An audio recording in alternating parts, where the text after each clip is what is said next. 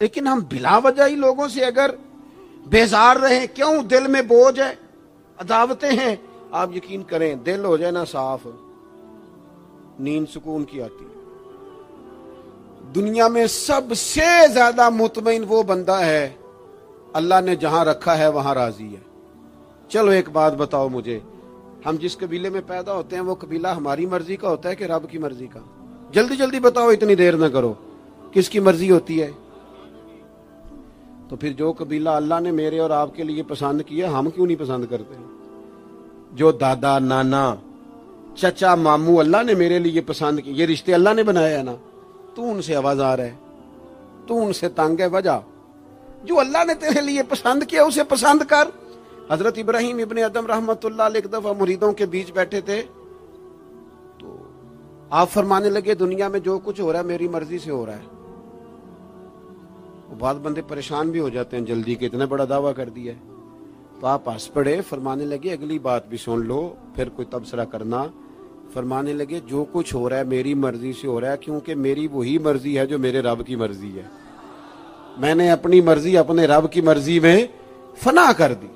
اب میری مرضی کوئی نہیں، سانو قید سجن دا گہنا ہے، او جینج رکھے ایسا اونج رہنا ہے۔ ہم نے چھوڑ دی اپنی مرضی، اپنا ہے ہی کچھ نہیں۔ ہم نے نہ کبھی قطرے پہ غور کیا اور نہ دریا دیکھا، بس جہاں تیری جھلک دیکھی وہیں ڈوب گئے۔ چھوڑ دو یہ اس نے یہ کیوں کر دیا؟ وہ خواجہ نظام الدین صاحب محبوب الہی رحمت اللہ علیہ کے ایک مرید نے ایک دفعہ آ کے کہا حضور بڑی ہو گئی درگزر فقیری درویشی بڑی ہو گئی، اب جو میرے رستے میں کانٹے بچھائے گا میں بھی اس کے رستے میں بچھاؤں گا۔ وہ بڑے غصے سے بول رہا تھا، فقیر فقیر ہوتے ہیں۔ خواجہ صاحب ہنس پڑے، فرمانے لگے پتر تو زیادہ ہی ناراض ہو گیا ہے۔ کہنے لگا نہیں حضور، ہمیں کچھ کرنا نہیں آتا، ہمیں بھی سارا ہی پتہ ہے، سٹ تے پکھڑا کوار گندل اسی اور بھی بوٹیاں جاننے ہاں، ہمیں بھی سارا ہی پتہ ہے، نمٹ نہیں لینا سویرے۔ جو ہمارے رستے میں کانٹے بچھائے گا سویرے اس کی گلی میں بھی بچھے ہوں گے۔ تو حضرت محبوب الہی فرمانے لگے پتر آدھے رستے میں تیری ضد میں وہ کانٹے بچھا دے گا اور آدھے میں تو اس کی ضد میں بچھا دے گا، تو پھر تو جو عام راہگیر ہوں گے ان کے بھی پیر زخمی ہوں گے۔ تو تمہاری لڑائی میں تو مخلوق پریشان ہو گئی۔ عرض کی حضور یہ تو آپ نے ٹھیک کہا ہے۔ فرمانے لگے اگر چاہتے ہو نا دنیا کانٹوں سے نہ بھرے اور لوگوں کو تکلیف نہ ہو تو ایک دوسرے سے تکلیف چھوڑ دو۔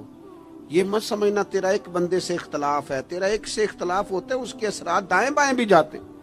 حضور پھر کیا کروں؟ فرمایا اسے بچھانے دے، وہ بچھاتا جائے تو اٹھاتا جا، تو اٹھاتا جا۔ ویسے بھی جو کام ساری دنیا کر رہی ہوتی ہے وہ تو سارے کر ہی رہے ہوتے ہیں، کوئی ذرا ہٹ کے بھی کرنا چاہیے۔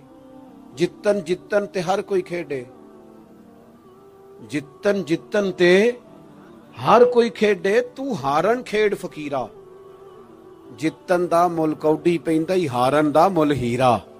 کبھی بندہ ہارے بھی اپنے دل سے بوجھ اتار دے، نفرت کو دور کر دے۔ عداوت دشمنی اگر کسی وقت رکھنی ہے تو اللہ رسول کے دشمن سے۔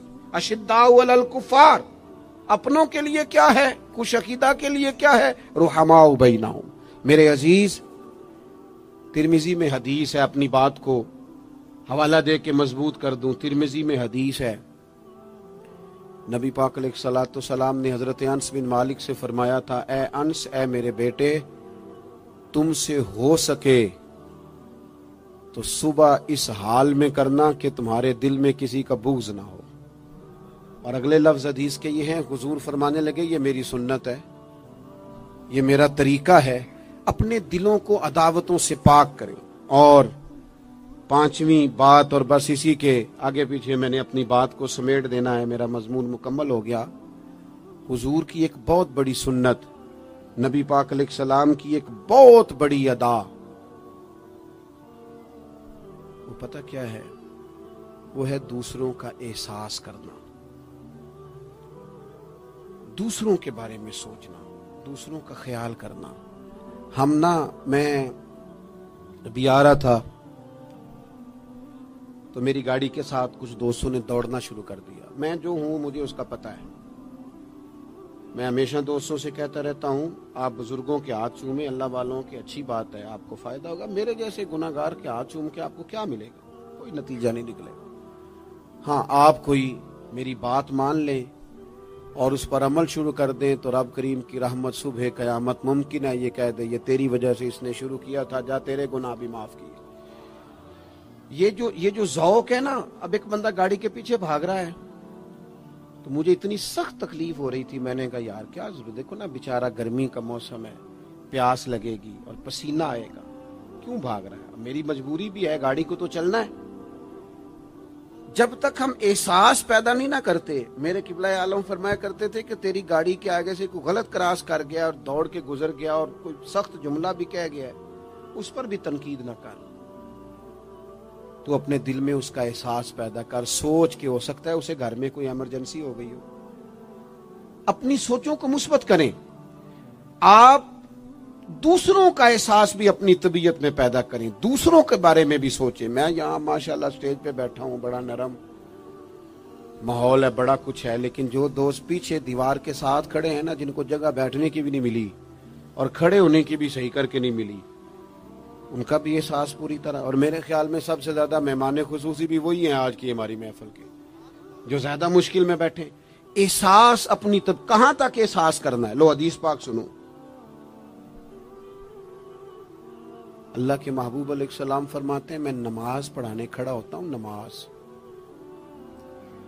کریم فرماتے ہیں میرا دل کرتا ہے میں لمبی نماز پڑھاؤں، لیکن پھر پیچھے سے نہ کسی بچے کے رونے کی آواز آتی ہے.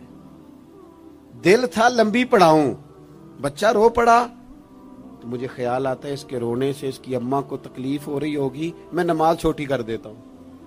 اللہ کی نماز مختصر کر دی احساس کے طور پر. حضور اس امام مسجد سے سخت ناراض ہو گئے تھے، صحیح حدیث میں موجود ہے، جس کے مقتدیوں نے آ کے شکایت کی تھی کہ یا رسول اللہ بہت لمبی نماز پڑھاتا ہے. یہاں تو لوگ احساس ہی نہیں کرتے میرے بھائی، یہاں تو احساس ہی نہیں کرتے. یہاں تو میں آیا ہوں نا رات کے 1 بجے محفل میں، تو میری طرح کے لوگ تہاڈا ذوق ہی نہیں، تسی سبحان اللہ ہی نہیں آندے، تسی ہاتھ ہی نہیں کھڑے کر دے. او بھائی تو نہیں آیا ہے، تو ٹر جانا ہے اپنا سارا سمیٹ کے پیسے گنا کے. اتنے بیچارے مغرب دے بیٹھے نے، ان کا ذوق تو اپنا ذوق بھی بیان کرنا، آنا تو بھی اسی وقت محفل میں جب سارے آئے ہیں تے نالے تو تے گل کر کے آیا میں انہیں ہزار لینا ہے تے مفت آئے نے سارے بیچارے. اس لیے ہو سکتا ہے ان کا عشق تجھ سے زیادہ ہو. کروں مدح اہل دول رضا اور پڑے اس بلا میں میری بلا، میں گدا ہوں اپنے کریم کا، یہ میرا دین ہے کوئی پارا نہ نہیں. اس لیے میرے عزیز احساس دوسروں کا پیدا کریں اپنی طبیعت. ہم نا احساس نہیں کرتے، خدا را احساس کرو. ٹھیک ہے پریشانیاں ہیں، لیکن میں جوان سے کہوں گا تو نوجوان ہے، باہر تجھے ٹینشنیں ہیں، کاروبار کی مسائل ہیں، پریشانیاں ہیں، لیکن اللہ نے تجھے جوان کیا ہے نا، حوصلہ دیا ہے نا، تو باہر کی ٹینشنیں باہر چھوڑ کے آیا کر. گھر تیرے ابا جی انتظار کر رہے ہیں، ان کے پاس بیٹھ، ان کا دکھ سن، حوصلہ بڑا کر. پھر گھر کے اندر تیری اماں بیٹھی ہے، اس نے تیرے سے بات کرنی ہے، کئی باتیں سنانی ہیں. تیرا بیٹا ہے وہ دوڑ کے آیا، ابا ابا کہتے اور تو کہتا لے جا میری طبیعت نہیں ٹھیک. دنیا میں سب سے مصروف وقت رسول کریم نے گزارا ہے، لیکن حضور تو غلاموں کی بات بھی سنتے، حضور تو گھر والوں کو وقت بھی دیتے. سیدہ عائشہ صدیقہ فرماتی ہیں جب تک گھر میں رہتے گھر کا کوئی کام ہی کرتے رہتے. اور حضور تو نواسوں کو ٹائم دیتے، نماز کے وقت بھی ساتھ لے جاتے. کیوں ہم اپنے آپ سے دوسروں کا احساس نکال بیٹھیں؟ دوسروں کے بارے میں تھوڑا احساس. آپ تھوڑے دن پہلے نا، کچھ عرصہ پہلے کچھ لوگ آ گئے میرے پاس، کہنے لگے کہ کوئی طالب علم کوئی عالم مل جائے مدرسے میں سے آپ کے، اور ہم نے نا وہاں اپنے ہاں امامت کے لیے اور جمعہ کے لیے اس کو لے جانا ہے. میں نے کسی طالب علم سے کہا چلے جاؤ. وہ کہنے لگے تنخواہ کتنی دینی ہے؟ میں نے کہا کوئی زیادہ نہیں، جتنا آپ کے گھر کا خرچہ ہے اتنا اس کو بھی دے دیں. وہ پریشان ہو گیا، جی میں تسی نہیں سارے ہو گئے، تو اتنے پیسے دے دیں جتنا ہمارا خرچہ ہے. ہم تو صاحب ہوتے ہیں، اس کو کیسے دے دیں یہ والا خرچہ؟ تو کہنے لگے نہیں جی وہ تو ٹھیک ہے، تسی کوئی 10 چھڑو. اور میں نے کہا میں آپ کو وہ بتا رہا ہوں جو حضرت صدیق اکبر نے بتایا ہے. آپ کی تنخواہ کتنی لگائیں؟ کہا درمیانے مہاجر کا جتنا خرچہ ہے نا اتنا میرا بھی لگا دو. حضور گزارا نہ ہوا، فرمایا میں لوگوں کی تنخواہیں بڑھا دوں گا، جہاں سب کا گزارا ہوگا ابو بکر کا بھی ہو جائے گا. یہ کیا بات ہوئی کہ تو تیرا گزارا نہیں ہوتا تو مزدور کا کیسے ہوتا ہے؟ غریب آدمی کا احساس جب تک تجھے دوسروں کا پیدا نہیں ہوتا تو حضور کے اسوہ حسنہ تک نہیں پہنچ سکتا. تو نے نبی پاک کا طریقہ نہیں اپنایا. یہ پتہ ہے حضور جو غاروں میں روتے تھے اور سارا دن تبلیغ کرتے تھے اور طائف تشریف لے جاتے تھے اور عکاظ کی منڈیوں میں جاتے تھے، یہ احساس تھا، یہ درد تھا جو میرے محبوب کو لے جاتا تھا. احساس تھا. حضور چاہتے تھے رب کا کوئی بندہ دوزخ میں نہ جائے. اللہ کے محبوب رات کو روتے، دن کو تبلیغ کرتے، گلی گلی جاتے، لوگوں کو سمجھاتے. کوئی ایک بار دین کی بات پوچھتا، 10 بار بھی اس سے پوچھتا تو بتاتے. کیوں؟ احساس ہے. بات ختم کرنے لگا ہوں. سیدہ طیبہ طاہرہ ام المومنین سیدہ عائشہ صدیقہ رضی اللہ تعالیٰ عنہ فرماتی، ایک دن حضور مجھ سے فرمانے لگے، کریم فرمانے لگے عائشہ ایک بات بتاؤں تمہیں؟ یا رسول اللہ فرمائیے. تو کریم فرمانے لگے عائشہ جب تم مجھ سے راضی ہوتی ہو پھر بھی مجھے پتہ چل جاتا ہے، اور جب تمہارے دل میں کوئی بات ہوتی ہے پتہ مجھے پھر بھی چل جاتا ہے. کہتے میں نے جلدی سے عرض کی حضور میں اور آپ سے ناراض. تو فرمایا بتاؤں پھر؟ حضور بتائیے. فرمایا عائشہ کبھی کبھی قسم اٹھاتی ہو؟ یا رسول اللہ اٹھاتی ہوں. فرمایا جب ہوتی ہو نا مجھ سے راضی تو کہتی ہو مجھے محمد مصطفیٰ کے رب کی قسم، اور جب تمہارے دل میں کوئی بات ہوتی ہے تو پھر کہتی ہو حضرت ابراہیم خلیل کے رب کی قسم. پھر حضرت جناب عائشہ صدیقہ کہتی ہیں میں تمہیں بتا نہیں سکتی لوگوں میرے دل کا عالم کیا تھا یہ بات سن کے. یا رسول اللہ آپ لفظوں سے احساس کا پتہ کر لیتے ہیں کوئی سوچ کیا رہا ہے. یہاں تو گھر والے پورا احتجاج کریں. احتجاج میں ایک دفعہ کہیں کھانے کے لیے گیا تھا تو میں نے کہہ دیا کھانا بڑا اچھا پکا ہے. ایک آدھ اور بزرگ سے بھی میں نے وہ بات سنی تھی، پھر وہ پریکٹیکلی میرے ساتھ ہوں، میں کھانا بڑا اچھا ہے جی. تھوڑی دیر کے بعد نا گھر کے اندر سے رونے کی آواز آنے لگی. تو مناسب تو نہیں ہوتا کسی کے گھر کے مسئلے میں ایسی بات پوچھنا، لیکن وہ جب ماحول زیادہ ہی بڑا تو میں نے میزبان سے کہا کہ خیر تو ہے گھر میں سب ٹھیک ہے؟ تو کہنے لگے آپ کی وجہ سے رو رہے ہیں. میں نے کہا کہنے لگے آپ نے بڑی تعریف کی ہے نا کھانا بڑا اچھا پکا ہے. تو میری بیوی ہے تو عزیزوں میں سے پر وہ گھر غریب ہے. اس نے کہا 14-15 سال ہو گئے اس گھر میں کھانا پکاتے، آج تک نہیں کسی نے کہا اچھا پکا ہے. میں غریب کی بیٹی ہوں، آج وہ تعریف سنی ہے تو دل کسی اور طرف ہی چلا گیا ہے. اتنا بھی احساس نہیں جو صبح سے گرمی میں کھڑے. آپ کو پتا ہے نبی پاک نے کبھی کھانے میں نقص نہیں نکالا تھا. سیدہ عائشہ کہتی ہیں پسند ہوتا تو کھا لیتے ورنہ چھوڑ دیتے. کبھی عیب تو ہنڈیا پھینک دیتا. آنا گرمی میں تو بھی کھڑا ہونا، جہاں اماں کھڑی ہے، بیوی کھڑی ہے، بہنیں کھڑی ہیں، کھڑا ہونا 10 منٹ. تو احساس ہی نہیں، صرف اپنا ہی پتا ہے. سیدہ عائشہ صدیقہ یہ حضور کا اسوہ حسنہ ہے. یہ طریقے اپناؤ زندگی میں. 4 5 8 چیزوں کو فقط سنت نہ سمجھو. یہ وسعت ہے حضور کے اسوہ نور میں. سیدہ عائشہ کہنے لگی، کریم فرمانے لگے تم قسم اٹھاتے حضرت ابراہیم کا نام لیتی ہو تو میں سمجھ جاتا ہوں. جناب عائشہ کہتی ہیں بس دل مچل گیا، کیفیت اور کی اور ہو گئی. میں نے کہا حضور پھر مجھے قسم ہو محمد عربی کے رب کی، میرے لبوں سے آپ کا نام ہی جاتا ہے، میرے دل میں آپ ہر وقت موجود رہتے ہیں. میرے عزیز کچھ باتیں آپ سے میں نے عرض کی. میں اپنی گفتگو کو بھی دیکھتا ہے جو بڑے مالدار ہوتے ہیں، اور ایسے لوگوں کو بھی دیکھتا ہے جو بیچارے ایک وقت کھاتے ہیں اور دوسرے وقت کے لیے پریشان رہتے ہیں. اپنی زندگی میں وہ صحت مند، توانا، خوبرو لوگوں کو بھی دیکھتا ہے اور بیمار اور کمزور، ضعیف اور ناتواں لوگوں کو بھی دیکھتا ہے. اس کے ارد گرد ایسے لوگ بھی ہوتے ہیں جو بڑی خوش و خرم زندگی گزار رہے ہوتے ہیں، اور ایسے لوگ بھی ہوتے ہیں جو کسی وجہ سے پریشان، تکلیف میں گھٹے گھٹے سے ہوتے ہیں. انسان اپنے ماحول سے بھی سیکھتا ہے، معاشرے سے بھی سیکھتا ہے، اور پھر جب وہ لوگوں کے قریب جاتا ہے اور اپنے گھر سے اٹھ کر وہ لوگوں سے ملاقات کرتا ہے تو مختلف قسم کے مشورے، مختلف قسم کی آراء اور مختلف قسم کے مشیر اسے ملنا شروع ہو جاتے ہیں. ان ساری چیزوں کے ماحول میں انسان کی سوچیں پنپتی ہیں، اور اسے بالیدگی کا موقع ملتا ہے، وہ باشعور ہونے لگتا ہے، پھر وہ کسی ایک جگہ ٹھہر جاتا ہے۔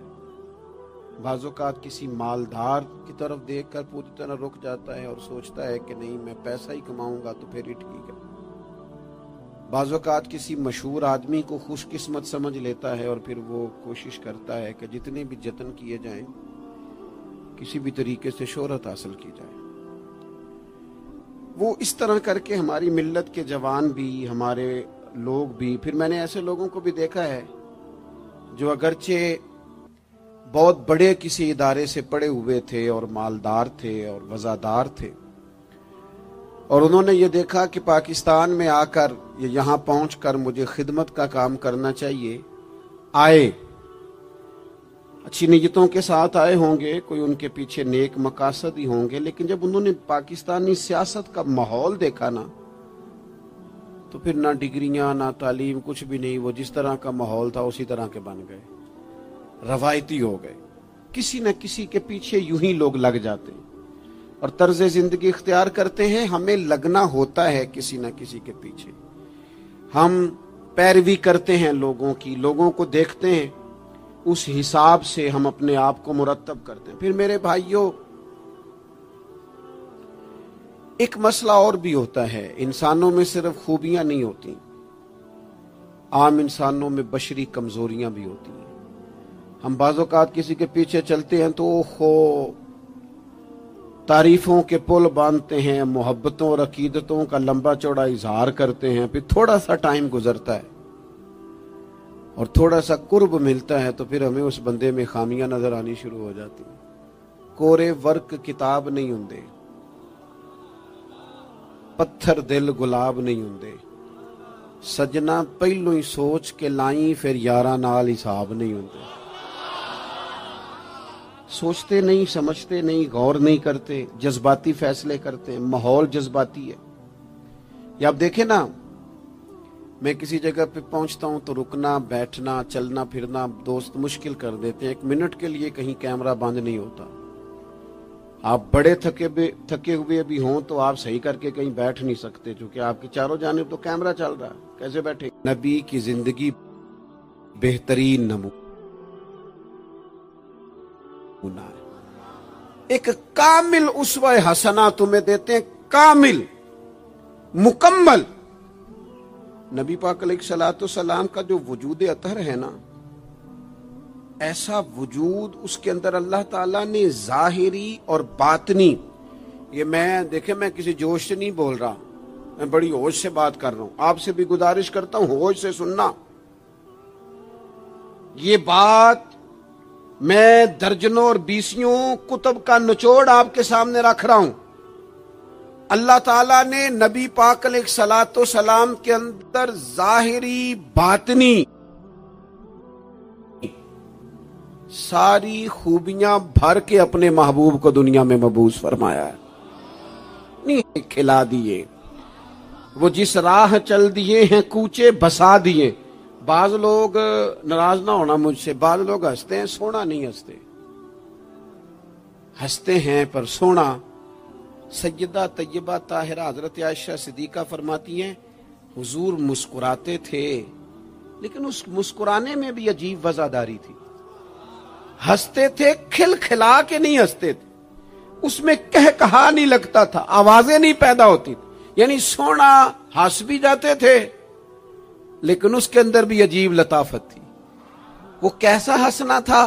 صحابہ فرماتے ہیں حضور ہنستے، مقدس دانتوں میں سوراخ تھا، زیر لب مسکراتے، اور وہ جو حضور کے مقدس دانتوں میں مقدس سوراخ تھا نا، جب حضور ہنستے اس سے نور نکلتا اور مسجد نبی کی دیواریں بھی روشن ہو جاتی۔ یعنی ایسا نہیں ہنسنا جس طرح کوئی میری طرح کا آدمی ہنستا ہے تو لوٹ پوٹ ہو جاتا ہے اور اس ہنسنے کے اندر کئی دفعہ وزاداری قائم نہیں رہتی، کئی دفعہ اس کے اندر وہ وقار قائم نہیں رہتا۔ حضور ہنستے تو تبسم کرتے، یعنی ہنس بھی رہے ہیں تو ہنسنا بھی بڑا ہی باکمال ہے۔ اور میرے اعلیٰ حضرت تو کہتے ہیں بس وہ ہنس پڑتے تھے، پھر جو عمر بھر کے رو رہے ہوتے تھے نا، وہ حضور کا ہنسنا دیکھ کے ہنس پڑتے تھے۔ گویا نا جہاں جہاں خزاں ہوتی تھی بہار آ جاتی تھی، جہاں جہاں دکھ ہوتے تھے سکھ آ جاتے تھے، جہاں جہاں بھی کوئی کمزوری ہوتی تھی خدا کہتے ہیں جس کی تسکین سے روتے ہوئے ہنس پڑے اس تبسم کی عادت پہ لاکھوں سلام۔ ایک تو ان کا ہنسنا بڑا با کمال تھا، اور پھر یہ تھا کہ ان کا رونا بھی بڑا با کمال تھا، بڑا با کمال۔ یعنی وہ کبھی رو پڑے اور کبھی کریم کی آنکھوں میں آنسو آ جائیں، اور کبھی ان کے چہرے پر افسردگی آ جائے تو یوں لگتا تھا کہ پھولوں نے کھلنا چھوڑ دیا ہے، کلیاں اپنی جگہ سے ہٹ گئی ہیں، سمندر نے کہا نہیں اب شور نہیں کرنا، یوں لگتا تھا کہ تتلیاں اپنی جگہوں پہ بیٹھ گئیں۔ جب وہ کبھی روتے تھے تو یوں محسوس ہوتا تھا کہ جیسے چاند کہتا ہے کہ نہیں اب میں نے نہیں کھل کے چمکنا، محبوب تو رو پڑے۔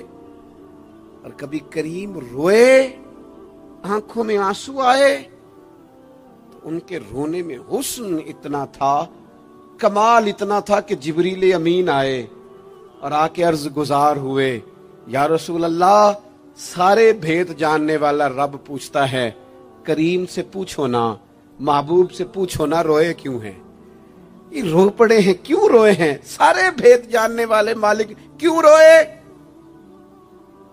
تو محبوب فرمانے لگے جبریل امت کا قیامت کا حساب، قیامت کی گرمی، اللہ تعالیٰ کا کرسی عدالت میں اپنی شان کے لائق جلوہ فروز ہونا، امت کی کمزوریاں، سستیاں، غفلتیں، ان کو یاد کر کے رو پڑا ہوں، غم امت نے نڈھال کر دیا ہے۔ حضرت جبریل بارگاہ ایزوی سے پیغام لائے، محبوب کریم صلی اللہ تعالی علیہ وآلہ وسلم نے حضور روئے۔ تو جب جبریل امین یہ پیغام لے کے لوٹتے ہیں تو رب کریم نے کیا فرمایا؟ آپ کی توجہ ہے میری بات پر؟ مالک کریم نے کیا فرمایا؟ وہ آیت نازل ہوئی جس کے بارے میں امام زین العابدین رضی اللہ تعالیٰ عنہ فرماتے ہیں قرآن میں سب سے امید والی آیت یہ ہے۔ روئے حضور اور جناب جبریل پوچھ کر واپس گئے تو رب کریم نے فرمایا جا کے میرے محبوب سے فرما دیں وَلَسَوْفَ يُؤْتِيكَ رَبُّكَ فَتَرْضَىٰ، محبوب رب آپ کو اتنا دے گا کہ آپ اپنے رب سے راضی ہو جائیں گے۔ محبوب آپ کو راضی کریں گے، نہ روئیں، آپ کو راضی کریں گے آپ کو۔ اور حضور کیا فرماتے ہیں؟ فرمایا جب تک میرا ایک امتی بھی دوزخ میں کوئی نہیں راضی ہوتا۔ اللہ کیا جہنم اب بھی نہ سرد ہوگا؟ رو رو کے مصطفیٰ نے دریا بہا دیے۔ حضور کا ہنسنا بھی با کمال، رو دینا بھی با کمال، ان کا کسی بندے سے محبت سے اٹھ کے گلے لگانا بھی با کمال۔ اور کبھی حضور جلال کریں تو محبوب فرمانے لگے میں نے دعا مانگی ہے، اے اللہ اگر میں کسی کو جھڑک دوں تو اتنا ثواب دینا جتنا تو فرض نماز کا ثواب دیتا ہے۔ یہاں یہ بھی ہر زاویے سے، ہر نگاہ سے، میں کیا آپ کو عرض کروں، ہم نے نہ کبھی سیرت بیان کی میری طرح کے لوگوں نے، نہ قوم اس طرح سے سیرت کو پڑھتی ہے۔ سیرت نبوی کا ایک ایک پہلو کبھی کھولا جائے۔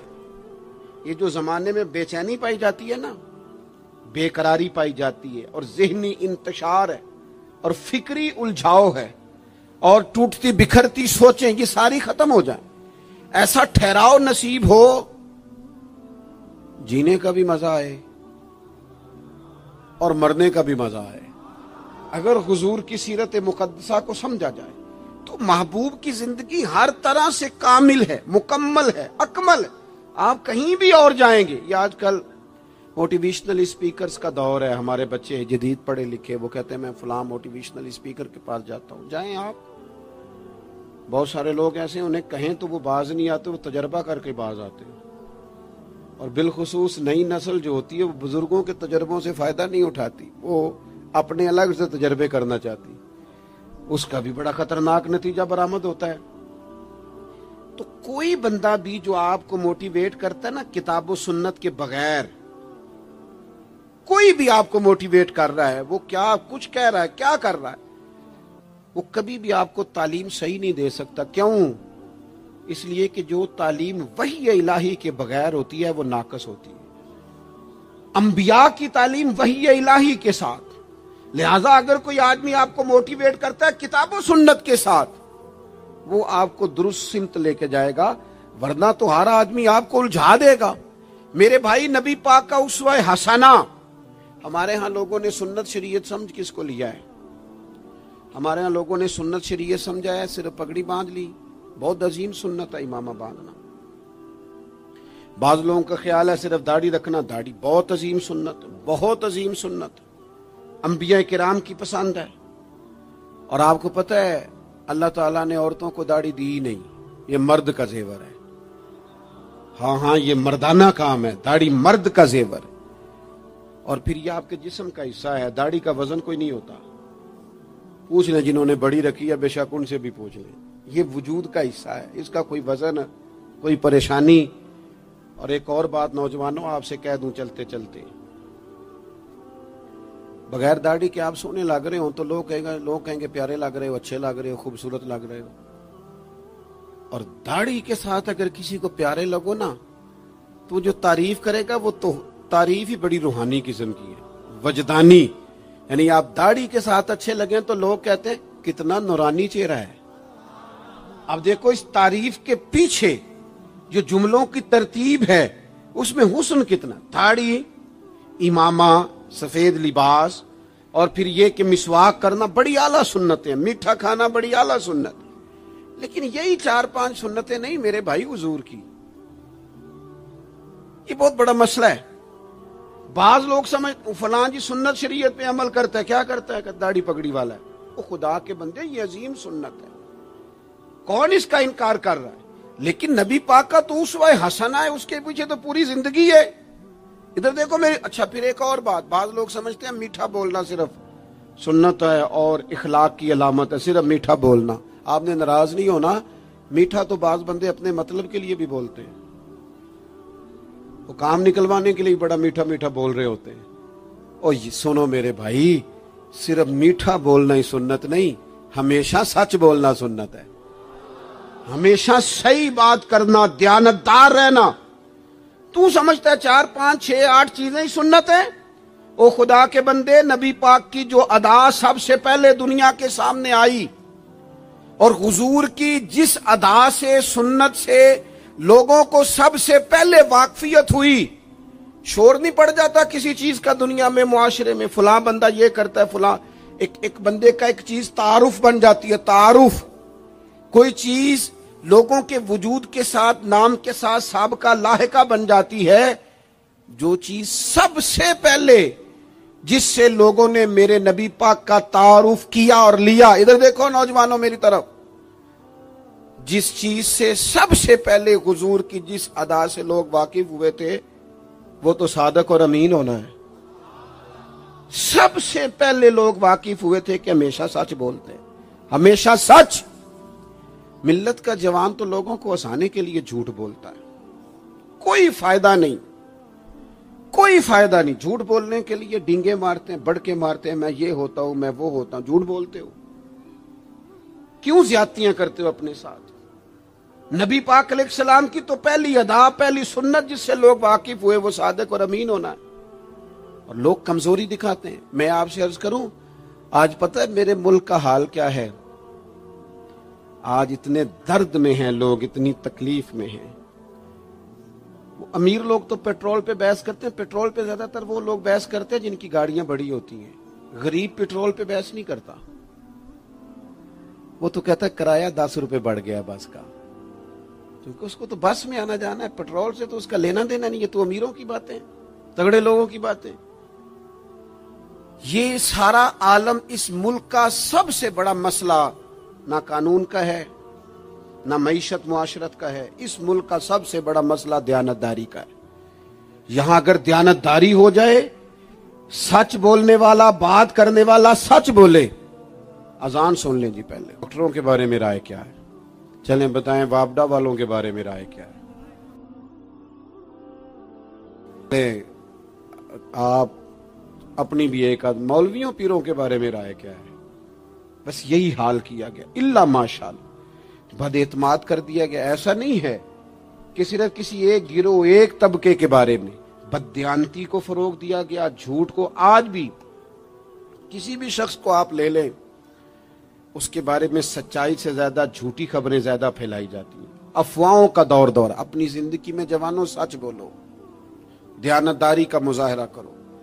اس ملت کا جوان کیسے ترقی کرے گا جس کی ماں کہتی ہے کہ پتر تو سچ ہی نہیں بولتا، تو جاتا کہیں ہے بتاتا کہیں ہے، تو بات ہی ٹھیک نہیں کرتا، کیسے بات سنو۔ نبی پاک صلی اللہ تعالی علیہ وسلم نے جب مختلف جگہوں پہ تبلیغ دین کے پیغامات بھیجے تو ہرقل بادشاہ کو بھی حضور نے پیغام دیا۔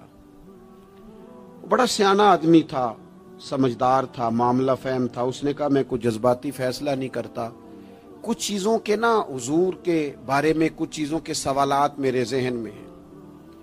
اس نے کہا یار یہاں کوئی آیا ہوا ہو نا، مکے کا سردار، لوگ تجارت کے لیے آتے ہیں، کوئی سمجھدار سیانہ سردار وزادار آدمی تو لے کے آؤ۔ ابو سفیان ابھی مسلمان نہیں ہوئے تھے، وہاں گئے ہوئے تھے، اور آپ کو پتہ ہے کہ وہ ہر جنگ میں آگے تھے کلمہ پڑھنے سے پہلے۔ ان کو بلا کے لوگوں کو پتہ چلا یہ آئے ہوئے ہیں تو لے جا کے بادشاہ کے سامنے کھڑا کر دیا۔ ابو سفیان کہتے ہیں جب اس نے سوال جواب شروع کیے تو ظاہر ہے میں مخالف گروہ میں تھا۔ جب کوئی مخالف گروہ میں ہوتا ہے اس نے تعریف تو نہیں نہ کرنی ہوتی، وہ صرف ہمارے ملک میں رواج ہے کہ لوگ جو پارٹی چھوڑ کے آ رہے ہوتے ہیں اس کی بھی تعریفیں کر رہے ہوتے ہیں، اور جدھر جا رہے ہوتے ہیں پھر اس کی بھی۔ اللہ جانے کیسے اپنے دل کو سمجھاتے ہیں، ضمیر کو مطمئن کرتے ہیں، اللہ ماشاءاللہ۔ ابو سفیان کہتے ہیں میں چونکہ دوسرے گروہ میں تھا تو بادشاہ نے جو بات بھی پوچھی میں نے رائے مخالف دی۔ جو بھی پوچھا کہ وہ محبوب علیہ السلام جو دعوی نبوت کرتے ہیں، ان کا کلمہ پڑھنے والے امیر ہیں، غریب ہیں، بات کیا ہے، جنگیں ہوئی ہیں تو نتیجہ، ایک طویل گفتگو ہے۔ ابو سفیان کہتے ہیں آخر میں بادشاہ نے ایک سوال پوچھا، یہ جوان زیادہ غور کریں گے، سوال پوچھا۔ ابو سفیان کہتے ہیں مجھ سے کہنے لگا وہ جس کریم محبوب علیہ السلام نے دعوی نبوت کیا ہے کیا کبھی انہوں نے جھوٹ بھی بولا ہے؟ ابو سفیان کہتے ہیں میں چپ کر گیا۔ ایک منٹ کے لیے میرے دل میں خیال آیا معاذ اللہ کہہ دوں بولا ہے، پھر میں نے سوچا یہ تو عرب کی وزاداری کے خلاف ہے کہ میں جھوٹ بولوں، اور پھر ابو سفیان کہتے ہیں میرے دل کے کونے سے آواز آئی میں کوئی اور بات کروں گا تو شاید کوئی تھوڑی دیر کے لیے سوچے، اور اللہ کے رسول نے جھوٹ بولا یہ تو مانے گا ہی کوئی نہیں، یہ تو مخالف نہیں مانیں گے، کافر مشرک نہیں مانیں گے۔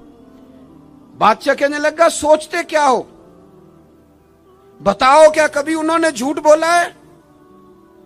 تو ابو سفیان کہتے میرے ہاتھ میں چھڑی تھی، میں نے اٹھا کے دوبارہ زمین پہ رکھی، میں نے کہا بادشاہ وہ رشتے میں میرے بھتیجے لگتے ہیں، میری ان سے مخالفت ہے، میں ان کے مقابل فوجیں تک لے کے آتا ہوں، وہ ہمارے بتوں کو برا کہتے ہیں، رائے کا اختلاف اپنی جگہ پر، لیکن وہ میرے سامنے پیدا ہوئے میرے بھتیجے ہیں، میں نے انہیں ماں کی گود میں بھی دیکھا ہے، دادا کے کندھوں پہ بھی دیکھا ہے، سیدہ خدیجہ کا دولہا بنے بھی دیکھا ہے، میں نے ان کی گود میں ان کی بیٹیوں کو کھیلتے بھی دیکھا ہے۔ اختلاف اور مخالفت اپنی جگہ پر وہ کریم میرے سامنے پیدا ہوئے اور ان کے مقدس بال میری آنکھوں کے سامنے سفید ہوئے، ان کی زبان سے جو بھی نکلتا ہے حق اور سچ ہی نکلتا ہے۔ وہ اسیر دشمن کی چاہ میں بھی، مخالفوں کی نگاہ میں بھی وہ امی ہے، صادق ہے، معتبر ہے، میرا پیغمبر عظیم تر ہے، کبھی زبان سے جھوٹ نہیں نکلا۔ اللہ آپ کو جزا دے۔ سنیں جی، کچھ خطیب بغیر نعروں کے بھی تقریر کر لیتے ہیں یار، اونچی سبحان اللہ کے بغیر بھی کام چل جائے گا انشاءاللہ۔ آپ خالی سنتے جائیں نہ بھی سبحان اللہ کہیں پھر بھی گزارا، اثر کرے نہ کرے سن تو لے میری فریاد، اور نہیں ہے داد کا طالب یہ بندہ آزاد۔ میرے عزیز، نبی پاک علیہ الصلوۃ والسلام نے سچ بولا۔ ابو سفیان کہتے ہیں ان کی زبان سے سوائے حق سچ کے کبھی کچھ نکلا؟ کریں نا تھوڑی پابندی ہم بھی سچ کی، کریں نا۔ اچھا ہم بولتے ہیں سچ، بہت سارے لوگ سچ بولتے ہیں، لیکن وہ دوسروں کے بارے میں بولتے ہیں، اپنے بارے میں نہیں بولتے۔ اس نے اتنا جھوٹ بولا, اتنے اتنی کرپشن کی, فلانے نے یہ کہا. دوسروں کے بارے میں بول رہا ہے, اپنے بارے میں سچ بول. اپنے بارے میں تو بتا, تو نے کیا کیا ہے. نہ ادھر ادھر کی تو بات کر, بتا کہ قافلہ کیوں لٹا. مجھے راہزنوں سے غرض نہیں, تیری راہبری کا سوال ہے. تو کہاں تھا, اپنی بات بتا. ابو سفیان کہتے ہیں جب میں نے بادشاہ کو یہ بات بتائی نا, اس نے چادر کندھے پہ رکھی اور وہ جانے لگا, تو میں نے کہا یار تو نے اتنی باتیں پوچھی, میں نے اتنے جواب دیے, کوئی نتیجہ بات کا کوئی ریزلٹ بھی نکلتا ہے نا, کوئی اینڈ بھی ہوتا ہے, کوئی نتیجہ بتا. تو کہتے بڑے تحمل سے, بردباری سے بادشاہ ہنس پڑا. ہنس کے کہنے لگا نتیجہ تو نکلا ہے. کہا کیا نتیجہ نکلا؟ تو کہنے لگا یار جس بندے نے کبھی بندوں سے جھوٹ نہیں بولا, وہ یہ والا جھوٹ کیوں بولے گا کہ میں اللہ کا رسول بن کے آیا ہوں. جو بولتے ہی سچ ہیں تو پھر گویا وہ کہہ رہا تھا مان لو کہ یہ بھی وہ سچ ہی بولتے ہیں کہ میں اللہ کا رسول بن کے آیا ہوں. ایک تو حضور کی اس اہم ادا کو اپناؤ. آپ کو پتہ ہے کسی باپ نے کسی مجبوری سے کبھی کہا ہوگا اپنے بیٹے کو چلے 2 منٹ کے لیے مان لیتے ہیں, کوئی مجبوری ہوگی, اس نے چلے فرض کیا کسی مجبوری کے تحت اس نے کہا تھا اپنے بیٹے کو کہ باہر جو بندہ آیا اسے کہہ دو کہ میں گھر میں نہیں. چلے مان لیا 2 منٹ کے لیے تیری مجبوری تھی, لیکن میں ذمہ داری سے کہتا ہوں تو نے ایک دفعہ اپنے پتر سے کہا تھا نا جھوٹ بول دے میں گھر نہیں, پھر تو ساری زندگی منت کرے گا وہ تیرے ساتھ بھی سچ نہیں بولے گا. اتنی بڑی بیماری ہے یہ, گھر توڑتی ہے, گھر یہ قبیلے توڑتی ہے. رشتوں کو کمزور, کیوں جھوٹ بولتے ہو رشتہ کرتے وقت کہ بچہ یہ کماتا ہے یہ کماتا ہے, کیوں جھوٹ بولتے ہو؟ صاف ستھری 2 ٹوک بات کرو. اتنا بڑا رشتہ میاں بیوی کا جو اللہ کی نشانیوں میں سے نشانیاں جھوٹ پر قائم کرتے ہو. بیٹی کے والدین بھی اللہ ماشاءاللہ جھوٹ بولتے ہیں, یہ دے دیں گے یہ دے دیں گے. بعد میں کہتے ہیں لڑکے والے لالچ کرتے ہیں, آپ نے پہلے لالچ خود پیدا کیا, کیوں کہانیاں سنائی. اتنا اہم رشتہ جس کی بنیاد پر سارا گھر چلنا تھا, وہ رشتہ بد اعتمادی پر قائم ہے. جب ایک دوسرے پر اعتماد ہی نہیں ہے تو سکون کیسے آئے گا؟ اپنی زندگی میں سچ لاؤ. دولت لانے سے زیادہ ضروری سچ لانا ہے. گھر میں مہنگی چیزیں لانے سے بہتر ہے اپنے گھر میں سچ لے آؤ, دیانتداری لے آؤ. گھر بھی بچ جائے گا, قبیلہ بھی بچ جائے گا. ذمہ داری سے کہتا ہوں سچ بولو, دیانتدار ہو جاؤ, ملک بھی بچ جائے گا. اس امت کا بھلائی اس کام میں ہے. یہ حضور کا اسوہ حسنہ ہے. اور تیسری بات, نبی پاک کی سنت صرف مسواک لے کے دانت صاف کرنا ہی نہیں, دل صاف رکھنا بھی میرے نبی کی سنت ہے. دل صاف رکھنا بھی حضور کا طریقہ ہے. دل بڑے بوجھ ہوتے ہیں ہمارے دلوں پر, مفت کی ناراضگی, کوئی لینا دینا نہیں. وہ جی فلانے بندے نے نا جی اپنی بچی کی شادی کی یا بچے کی شادی کی, رشتہ دار نے مجھے پوچھا نہیں. بھئی آپ کو کیوں پوچھتے, آپ کیا ہیں؟ ان کا گھر تھا. آپ بلا وجہ آپ ناراض ہو کے اپنے گھر میں کیوں پوچھتے؟ آپ کو کس کتاب میں لکھا ہے, کس شریعت میں لکھا ہے, کہاں قانون ہے آپ سے پوچھا جائے؟